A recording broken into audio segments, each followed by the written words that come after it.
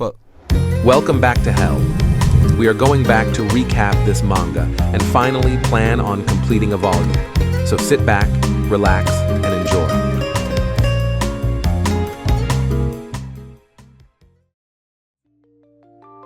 So Rinko tries to buy him to be his caretaker, and Haruno decided to accept because he's desperate for money. He says, of course, it's been a while since he's seen that much money. He's basically a man whore. Rinko is shocked or disgusted that Haruno would accept so fast, but he let himself in as it's his own home. Rinko is surprised that he's actually harmless, but asks if he hates this, taking care of a kid and all. But he doesn't mind at all. Oh, how great that is, we have a story. Rinko is regretting her decisions while Haruno makes himself at home, but Haruno seems used to this, so Rinko shoves him off the bed like he shat the bed. And she wonders, why the fuck did she hire a caretaker? Is she the weird one? But then she remembers a dream. In this dream, Rinko is in a festival with her mom.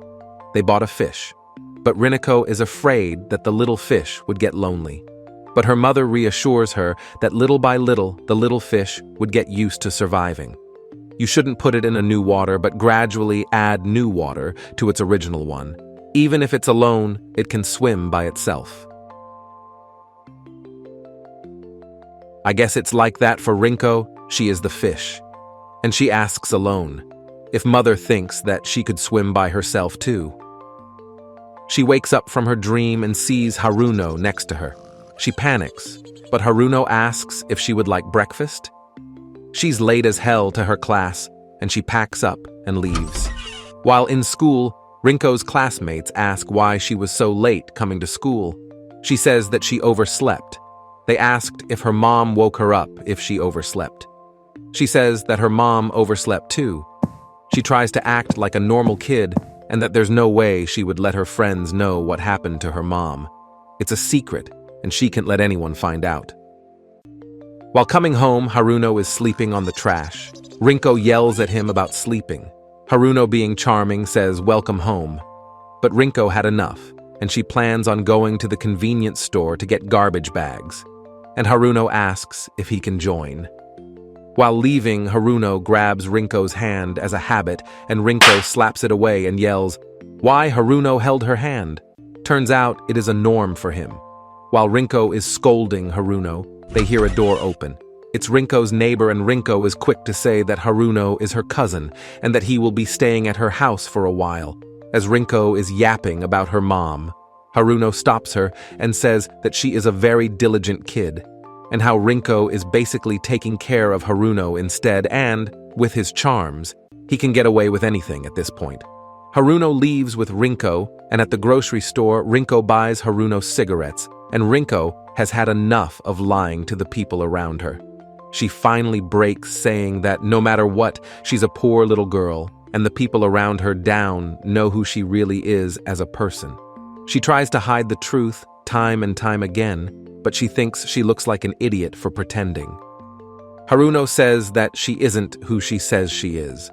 Haruno says that Rinko is a kind person, one who doesn't want people to think badly of her, but still loves her mom even if she left her to live by herself. Haruno is just sure of it, but Rinko turns around and tells Haruno to stop. She says that Haruno sounds like an idiot, and that there's no way she would defend a mother like her, and she runs home. While in her bed, she's crying, saying that she really is an idiot. Why would she waste her money on Haruno if it was only just to pretend that she is a normal kid, thinking she's delusional that one day she can spend more time with her mom? But as a person, Rinko can never get used to being alone in the house. She's just lonely, hoping her mom could come back, but at least she has Haruno. It's been 5 days since Haruno-san started living with Rinko. He's technically still a stranger to Rinko, and he can't grasp what type of person he is. But when Rinko enters her home, she sees that Haruno has no intention of leaving at all. He suddenly wants to cook, all Rinko's favorite food. But she wonders why Haruno is being so kind. She thinks, is it because he's a kept man? But suddenly he asks for pocket money, and her guess was right. He did want pocket money, and he is a kept man. Rinko pops up with 500 yen. She shouts that. In her house, that is a standard, usually. But Haruno is amazed, like he's idolizing the 510, like some K-pop idol saying that 500 yen is the best pocket money he's ever gotten. No one can figure out what type of person he really is. One day, Rinko comes back to the house being cleaned by Haruno. He says that he cleaned the house and cleaned the fish too. They wanted to make plans to go somewhere, and they plan on visiting a park in the nearby city called Kirimisaki. They head off on a bike enjoying the view and plan on going to a cafe. She wants to have lunch, explore shops, and walk around. Rinko wants the package of a spoiled-ass child. Since the cafe is expensive, they went into the local market and then went to the beach and played around in the ocean and had a great day, even though it didn't go the way she planned. After the day, while both of them are sitting, Rinko says that she envies that part of Haruno, of how he's always happy and never gets depressed. He says, from the start, he doesn't expect anything. He says that when something feels good, it feels like you have been blessed. Rinko stands up and says to please have some expectations for the place we are going next, because she saved the best for last. Haruno, not knowing, has already forgotten how to have expectations. And Rinko was fucking right. This place is beautiful. Haruno opens up and says that when he was a kid, he never played like how is doing right now. He gave up on it a long ago, but back then he would never have had the chance. So he says that even when he's an adult, there are things he wants to have back. It starts with a girl on her bed scrolling through her phone and seeing Haruno. She had been searching for Haruno for a long time. Damn, wish I had a crazy soulmate. Back to Haruno and Rinko-san having such a great time that it's filling her days with so much peace. It cuts to Rinko trying to cut her hair, Haruno coming from the back asking what Rinko is doing.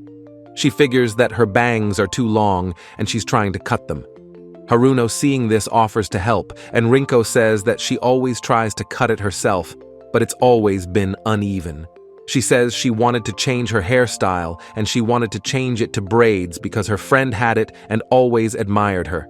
And boom, makeover? She looks pretty good. But hold yourself, she's in 6th grade. They go to get groceries but end up in a plaza and start walking around. They pass by a nail polish. Rinko doesn't think she would look good in nail polish because she fucked up her nails trying to cope with her mother leaving. But Haruno says that it would look good on her and she should get it. So Haruno gifts it to her with the pocket money that he had. She finally doesn't have to be alone. It's strange how Rinko is spending her days peacefully ever since Haruno came into her life. But Rinko says that it's all because Haruno has been kind to her. Haruno tries to speak but gets interrupted from a doorbell. Rinko looks at the door with hope, and she runs and opens the door and, oh, it's crazy bitch. She wonders why Haruno is with another woman, and we get to know her name is Koyori. She busts in and states that this new woman Haruno is going out with isn't going to last. Haruno would just get bored of that woman and ditch them without a second. Once you show unwanted kindness, we spoil. In the end, Haruno doesn't care what happens to the girls he abandons. Rinko is just processing all of this. Who is Koyori? And what she is talking about. Rinko looks to Haruno to ask who Koyori is, and Haruno says that she was the one who took care of me before Rinko. Koyori misses him so much that she started to hunt for him. She searched every single day, searching for Haruno until Koyori found him. She looked every day and spotted him at the intersection where Rinko got the nail polish. Koyori starts breaking down. She says that she was an idiot to trust Haruno, to recognize her worth kicking him out. But Haruno forgot about her and started living with another girl. She thinks that Haruno is with a single mother. She realizes that there is only Rinko and Haruno. Koyori. looks back and Haruno states that Rinko is that one that is taking care of him. Haruno says that he's Rinko's kept man, but Koyori does not buy it. Rinko tells her the truth and Koyori thinks, and Holly fuck, she doesn't have good intentions. Koyori says she's way too young, and Haruno, living with a kid, acting like nothing's wrong, is crazy. Rinko says that the reason she's able to wait for her mom is because of Haruno's kindness. But Koyori thinks that's bullshit. Rinko is all in it for Haruno to be her caretaker because Haruno is a kind person. But Haruno pops up saying that he don't know if he is or not. Of course, Koyori still thinks they are both delusional and tells Rinko that if Haruno cared for her, he would go to the authorities. But Rinko snaps. Rinko doesn't want to lose the chance to live with her mom. Rinko just wants to go back to her normal life. If Haruno goes along with her lies, she might have the chance to go back to her normal life. Rinko is tied that her mother would come back and yells at Koyori to let Haruno stay to be her caretaker, just to live like a normal kid. We go back to Koyori's backstory. She's a little scruffed up woman who hates being alive. She starts being as insecure as the viewer, but Haruno is her light. Boom, it pops back to crazy bitch. Koyori grabs a knife and says, if she can't live with him, she might as well be dead. So she says come back and to pick her instead of the kid. Holy fuck, why is this hot? Rinko is shocked. How crazy is this woman? But Haruno dealt with this situation like he'd done this many times before. He says that Haruno would live with Koyori as if she prefers and takes the knife out of her hand. But only when Rinko-chan's mom comes home. But Koyori doesn't take no for an answer. She questions why Haruno is making her wait after saying that she would kill herself. But Haruno says that Rinko asked her for a favor and he has to fulfill it. Koyori says that his kind words are definitely empty and truly have no meaning. She finally realizes that he's not interested in anyone even if he treats someone kindly. It doesn't make them special to Haruno. She starts to cry, saying that she waited for him to come back. Then she leaves the room running. And eventually, the scene switches to a bridge.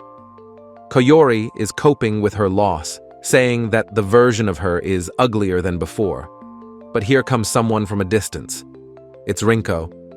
She says she's sorry she's not Haruno, but gives Koyori a band-aid. Koyori says that she was only pretending to be a crazy ex and would not kill herself. But Rinko is still kind and patches up her wound. She says that she's really worried and she has something to tell her. She says how they both don't see eye to eye. But certainly Haruno's kindness might be shallow. But to Rinko, he's a truly kind person.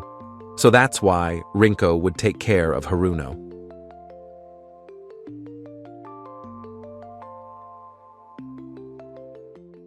Well, that's it for Volume 1. If you enjoy, please like and subscribe, and I will keep posting context as much as I can.